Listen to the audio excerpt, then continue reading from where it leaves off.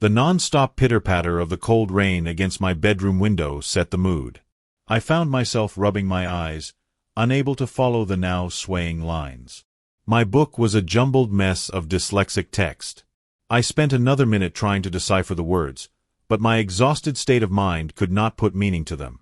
I folded the top right corner of the page and gingerly placed Bram Stoker's Dracula back on the windowsill. I must have dozed off at some point because I found myself dreaming. Red eyes the size of saucer plates peered into the depths of my soul. No matter how hard I tried to look away, I could not break the gaze. I felt as if I was staring into the abyss itself, a black hole pulling me into its inky embrace. That peculiar dream held me captive for God only knows how long. The fear was overwhelming. It held me fast. Like quicksand, I found myself descending into the blackness.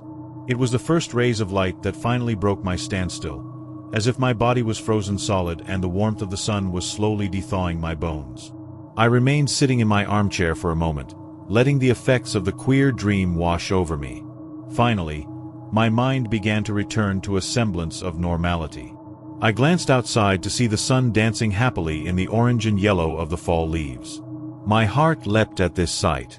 Shortly, with the resilience of youth, I found myself forgetting entirely about the uncanny daydream. With a shout of glee, I found myself barreling down the staircase 3 at a time. No longer a care in the world, rushing towards blind adventure.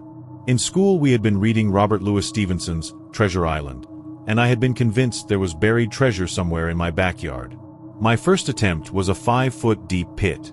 The buried treasure wasn't found, but I did succeed in severing our sprinkler system. The hole was shortly filled with water, and my parents put a stop to my digging efforts. At least it put a stop to my digging in the yard. I was too stubborn to give up on my dreams of finding pirate treasure to entirely stop. I went into my dad's shop, pilfered a flathead shovel and trekked down the trail where I could resume my search without my parents' oversight. Looking for the telltale signs of pirate interference, I found myself wandering off the beaten path. That is when I saw it. It was the largest oak tree I've ever seen. Massive, barren branches loomed over me like the hands of a twisted god. For some reason, that daydream came back to the forefront of my mind. With the clarity of scared eyes, I saw a rickety cross held together by ancient twine fraying at the ends. A spark of excitement burned away all my concerns. Quickly, I clambered down the hill to the base of that giant oak to get a better look at the marker. At closer inspection, I saw one name carved into the base of the cross. It said, Victor P. Alexander. It didn't sound like a pirate's name, but still it was worth investigating. After all, one place was as good as another. That first day, I shoveled loose dirt and clay for nearly 8 hours. The hole was larger and deeper than I had ever managed in the past. Even still, I found nothing. No buried treasure. No time capsule. Nothing of interest whatsoever. I was on the verge of giving up, when my shovel suddenly hit with a clink. Uncaring, I threw it aside and slowly began to sift through the loose dirt. To my utter shock, my hands felt a smooth surface. Using the water from my bottle, I washed the dirt away, scrubbing it clean with my hands. The surface was white as bone, yet it was flat. At closer glance, I realized it was smooth marble. My heart was beating fast.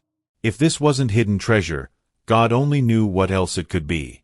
That second day, I dug like my life depended on it. The marble slab was bigger than I had expected.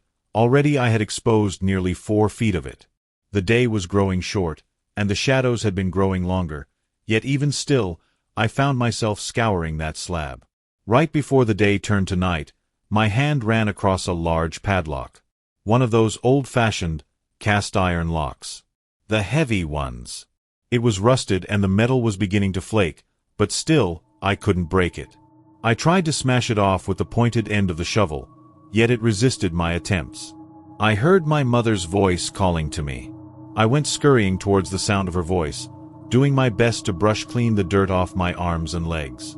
I mustn't have done a good job, because as her suspicious eyes fell upon me, I saw disappointment flash in them. She looked me up and down and said, "Jack Dempsey, did you cut any more sprinkler lines this time?" With a sheepish grin I responded, "No, ma'am. She gestured towards the bathroom and said, "Wash up before your father sees." Immediately I obeyed, not wanting to push my luck. The rest of the night was uneventful. I slept like a babe. It was the last full night's sleep I've had since, the final night not plagued by monsters and nightmares. I was woken by the first tentative rays of the morning light. The excitement of my find robbed me of my ability to sleep in. It was a Saturday morning and not a cloud was in sight. The wind was blowing in playful gusts, tugging at my hair and the folds of my clothes. It was the sort of morning I'd dedicate to the flying of kites, yet today something else had my full attention. My mind raced at 100 miles per hour, fantasizing of all the possibilities. What lies under the marble floor? It must be something of great value to be buried so deep and guarded by such a lock. I thought that perhaps it was a treasure cove, hidden by conquistadors. Maybe it was a secret entrance to a hidden civilization. The possibilities were endless, only limited by my willingness to imagine. My idea was simple. If I couldn't break it off with brute force, then I'd cut it off with a grinder in my dad's shed. To my great amusement, I had seen him cut off the heavy lock I used for my bike when I lost the key a year prior. Luck was on my side that day, or perhaps it was misfortune. With a hollow thump, I leapt carelessly down into the hole. Those eyes flashed feverishly bright into my mind. The sudden feeling of fear almost made me clamber back the way I came. As suddenly as it came, it passed. The curiosity of a 10-year-old was too great for any reservations I might have had. Within moments, I found myself cutting away. The grinder cut through the metal as if it was butter, showering the pearly white marble with orange sparks. A thunderclap brought me back to my senses. With a start, I nearly dropped the still spinning grinder. I looked up to see thick, black clouds beginning to roll their way towards me. It wasn't supposed to rain today. Yet, the inky blackness barreled towards me, blocking the sun's brilliant rays. The light all around me seemed to dim. It felt as if time itself fast-forwarded, stranding me in dusk. It was eerie, and a little shiver erupted all over my body. The storm seemed to be triggered by the cutting of the lock. But that's not possible. It can't be possible. Yet even so, I couldn't divert my mind from this line of thought. It was preposterous, but there was no storm before and now there is. I heard a grinding, crunching noise and felt the slab beneath my feet begin to slide open. To my horror, I felt the ground give way, and then I slid into pitch darkness. I rolled a couple of feet and ended up sprawled on my back. The darkness down there was almost complete, except a single ray of light that peeked through the opening of the marble slab. I saw nothing down there, but I couldn't shake the feeling as if I was being watched. It felt as if the darkness had eyes peering at me from all sides. I didn't remain down there long. I couldn't take the silence anymore. I kept imagining Dracula staring at me from the comfort of the shadows, his heart remaining eternally still. No need for it to beat when one is already dead. I clambered up the steep incline as if my life depended on it, for all I knew it did. I didn't stop running until I was safely in my room under my bed. I know it was silly, but I couldn't shake the feeling as if I narrowly escaped death. I determined that tomorrow morning I would refill the hole and never look at that marble slab again. Now, with a plan of action set into place, my fear began to lessen. When my parents finally made it back home to fix supper, I had forgotten about my near-death experience. I ate my meatloaf and broccoli and had a large bowl of ice cream, while I watched SpongeBob on the television. When bedtime came, I didn't even argue with my parents about staying up later. I did something that night that I had never done before. I grabbed my mom's hand, pulling her down to me, and kissed her directly on the forehead. Then I walked to my dad and repeated the sentiment. I looked each of them in their eyes and said, "You guys are the best parents a child could ask for. I want you to know I love you." Tears welled up in my mom's eyes, and even my dad looked close to waterworks. Something happened in the silence that preceded. Our relationship matured. I had seen them and accepted them as the individuals they were, not as the parents who exist for my well-being. We had looked into each other's eyes and acknowledged one another. I think fondly of this memory, and I thank God that I had this one final moment to make known all that my childish mind thought but didn't have the ability to put into words. It was a tender moment, and it was the last time I saw my parents breathing. I fell asleep almost the moment my head hit the pillow. It was a deep sleep, the kind in which there are no dreams. The kind that leaves you well rested and excited for the next day. But it wasn't the morning when I woke up. This watch of the night goes by many names. The dead of night, the witching hour, midnight, the time the moon goes to rest. They all mean the same thing. It's the period in which the night is darkest, and the hope of morning is nearly non-existent. This is the time owned by the nightmares, where the boogeyman walks freely. It was a gentle tapping on my window that awoke me. My body became stiff, and I couldn't move. Fear paralyzed me, and I lay in my bed, senses hyper-alert. I remained there hoping it was a branch against the window, but knowing better. The window in my room was directly above my head. With very little effort, I could be certain of the cause of the sound. I didn't want to be certain. I'd rather lay trying my best to convince myself it was caused by some ordinary means, than look and see the glowing red eyes of Dracula. And in one way or another, I knew it was him. I was certain I'd look up and see his pale face shining as pristine as the marble slab that must be his resting place. As the night crawled along, the scratching only got louder until it was nearly deafening. It was then that my curiosity got the best of me. I couldn't fight the urge any longer. It was like a scratch your mom told you not to itch. The more you thought about it, the harder it was to ignore. My eyes flung wide, and I looked up. I could hardly believe what they saw. There on the other side of the glass was my old kite, the red and blue one that came loose and flew away a few weeks ago. I thought my fear would ease learning the source of the awful sound, but there I remained unable to get those red eyes out of my mind. The kite didn't help persuade me of the silliness of my fears. In fact, it solidified them, as if it gave some sort of credence. My alarm clock on my nightstand ticked slowly, and I watched as the digital numbers changed. Each minute seemed to take hours. Slowly the night's grasp yielded to the onslaught of the coming day. The darkness faded, leaving pockets of thick shadow cast by the steady rising of the orange sliver on the horizon. Even these strongholds of the night were unable to stand in the face of such an overwhelming adversary, and shortly I was left in the shining light of morning. I made a decision while I was warring with my fear. I was going to tell my parents about the marble slab and what I had done. They would know what to do. In fact, they would probably tease me for letting it scare me, but at that point I didn't care. I would have welcomed the light-hearted jokes made at my expense. It would mean my fears weren't reasonable ones.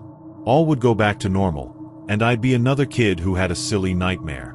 The nightmare began in my parents' bedroom. I barged into their room hoping to receive the comfort I so needed. I found everything but comfort there. The room was entirely normal, except it lacked the presence of my sleeping parents. They were gone. I went into their bathroom thinking they might have gotten up early. It was empty. As I made my way back into the room, I noticed the window nearest their bed was open. Lying on the windowsill was an enormous droplet of blood. My heart dropped and I knew exactly where they'd be. Dracula hadn't intended to get me. He wanted my parents. The kite was a distraction, a way to settle my rational mind.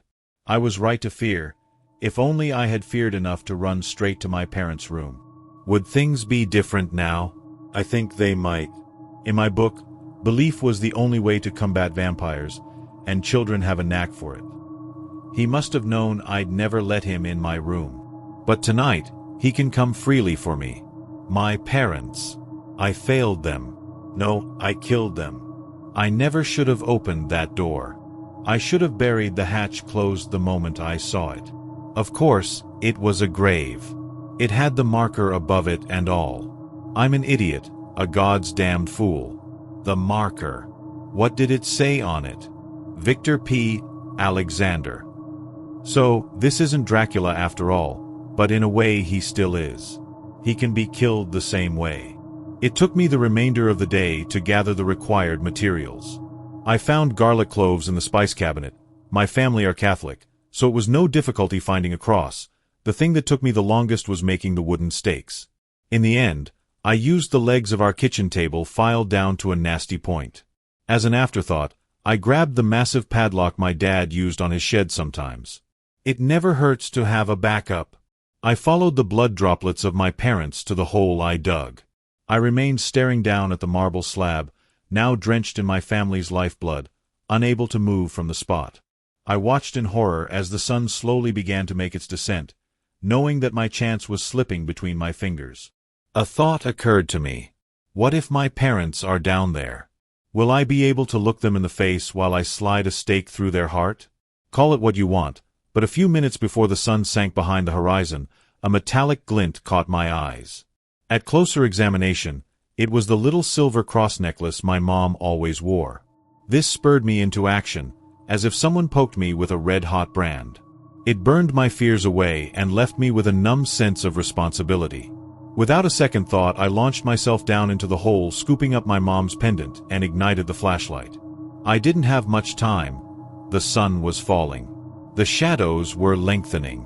My heart beat a steady staccato against the inner walls of my chest.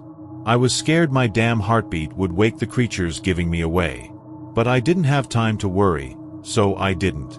In a clarity unlike anything I've experienced before or since, I made my way through the opening of the sepulchre. As I moved forward, I couldn't help but think that I had been swallowed alive by some mythic monster. Jonah in the belly of the whale, I suppose. The darkness closed in on me, and the faint glow cast by my flashlight only went about 4 feet in front of me. It looked as if I was in a catacomb. Urns and vases lined the walls on each side of me. Every few feet or so was a nook that held an empty casket. Panic seized my limbs, threatening to lock them up for good. What if he's behind me or hiding in one of those alcoves? I was afraid to breathe or make any sudden noises. Thoughts of waking him and having to face him upright nearly stopped me in my tracks. It was the sound of my parents' voices that pushed me forward. They gave me the resolve to see this thing through. I heard my mom tell me, "If not you, then who?" And the strong voice of my father admonishing me, "Do the right thing, even if it's hard." And so, I kept moving one step at a time, my footsteps being muffled by the suffocating blackness. Before I knew it, I was there looking at 3 closed caskets. There was a grand coffin in the middle, the others were near the 2 side walls. I knew immediately which one would contain Victor. I walked straight to it, then hesitated and opened the one against the right wall. My mom was in it. She looked to be sleeping, nothing out of the ordinary besides 2 small puncture marks on the side of her throat. The coffin against the left wall held my dad. Tears filled my eyes, and I knew they had been turned. I stood there, a stake in my hand, not quite able to plunge it deep into the heart of the woman who gave birth to me. I closed the casket, making my way to the coffin of the monster who took my parents. I looked forward to shoving a stake through his heart, and as I opened the lid, a wicked smile was plastered on my face. The smile evaporated the moment I looked and saw that it was empty. The hairs on the back of my neck stood up. I heard rich laughter echoing down the hallway directly behind me. I must admit, you've surprised me. I've had fools rush in here before trying to kill me, but usually they are glory seekers. This is a first. I've never come across a child brave enough to meet me in the dark, purred Victor in a smooth, slightly European accent. Maybe it was the anger, maybe it was my body being unable to process the fear. Regardless, my voice came out strong and confident when I said, "And that's why I'll succeed where others failed." Victor began laughing, wiping tears from his eyes. "May I know the name of the person who will be the death of me?" asked the vampire, a cruel smile beginning to form on the pale landscape of his face. "The name is Jack Dempsey, and those people you killed last night were my parents." "Ah, I see. It's rage that brings you down into my domain. Your anger may have temporarily burned your fear away, but before I am done with you, it will come crawling back. I will make you envious of the stillborn. Your blood will bring me back to full strength," snarled Victor. Mouth running unchecked, I shot back, "I don't need to be an adult to put a stake through your cowardly heart. After all, I'm not the one who locked himself away, too scared of being bested. I wasn't hiding, you fool. I was locked in here by foes much cleverer than yourself. They weren't stupid enough to think they could take me on their own. They locked the entrance and buried my whole sepulchre until you haphazardly released me," said the vampire. I gulped, knowing that he was at least partially correct. I had released him, and my parents were the ones who paid the price. This was my cross to carry, my mess to fix. By God, I was resolved to see this thing through till the end. Without warning, I lobbed a whole clove of garlic directly at his face. The creature ungodly fast swatted it away with one hand, hissing as it made direct contact with his skin. I saw a nasty burn appear suddenly on the flesh of that hand. I had time for a moment of triumph, before the creature blurred towards me. He struck me with the back of his hand, sending me sprawling into the coffin that held my mother. I heard a bone crack in my ribs when I made contact. Pain filled my body, and I cried out. This seemed to please the vampire as he slowly stalked towards me, my backpack filled with supplies held in his left hand. The stake I had been holding flew out of my hand when he hit me, and I was left with nothing to stop his advance. He knew this too. I saw it in the smug smile he wore across his face. It was done. My parents died because of me. I couldn't even get revenge on their killer. I had failed them. And now, this creature was going to rip me apart slowly, enjoying every moment of it. My mom's voice cut through all my fears, and I heard her say, "I gave you my necklace, now kill this motherfucker." My hand reached to my neck, and I felt the comfort of the cold silver against my skin. With one smooth motion I pulled it off, concealing it in my left hand. I knew I'd have to time it right. I would get only one chance at this. I had to make it count. The element of surprise was working in my favor, but even still the creature was fast as hell. I'd have to let him get close, painfully close before I struck. I gave him what he desired most. I pleaded for my life. "Please, I didn't mean it. Have mercy on me. I'll serve you. I'll do anything you need me to. I let you out, didn't I?" Victor smiled a smile filled with pointed teeth. I shuddered. It wasn't hard to act. I truly was terrified. This seemed to please him. He laid his well-manicured hands on my shoulder, holding me like a father holds his son. "You have been very helpful to me. I can think of one way you can be even more useful," said Victor. He leaned in almost as if he was going to kiss me. Then at the last moment, he bent his head back as if he was a snake preparing to strike. I expected him to do this, and with one fluid motion I shoved the crucifix directly down the throat of the creature. His sharp teeth cut my hand into ribbons, but the moment the silver touched his throat it erupted in blue flames. I watched in fascination as the vampire's head began to melt, then disintegrate. Within about 30 seconds, the entire body of the vampire was reduced to ashes. My mom's necklace remained sitting on top of the pile of ash. I reached down and pocketed it. I breathed a sigh of relief. Then I looked at the other two caskets. Tears made my vision swim. This is impossible. How am I supposed to kill the people who raised me? I opened my mom's casket again. She looked so beautiful laying in perfect peace. They looked happier than they had in years. The wrinkles beginning to form under her eyes were gone. Smooth skin replaced it. Bottle that formula and sell it. For one low price of drinking a vampire's blood, you too can have skin that shines bright in the moonlight. Something caught my eye. I looked down at the now torn backpack and saw the massive padlock I had taken from my dad's shed. An idea sprung into my mind. Maybe I don't have to kill them. I can lock them up and rebury them. The night was nearly here, and a decision needed to be made. In a moment of weakness, I chose. It was well past midnight when I finished packing the rest of the loose dirt back into the hole. Shortly after I started, I could hear a clawing noise coming from within. I didn't so much as stop for a water break. When the hole was half filled, I couldn't hear the cries of my parents anymore, although I do hear them in my dreams sometimes. The moon was hidden behind rain clouds, making it difficult to see. In my mad scramble out of the catacombs, I dropped my flashlight. I began my long trek back home, no longer fearing the shadows in the night.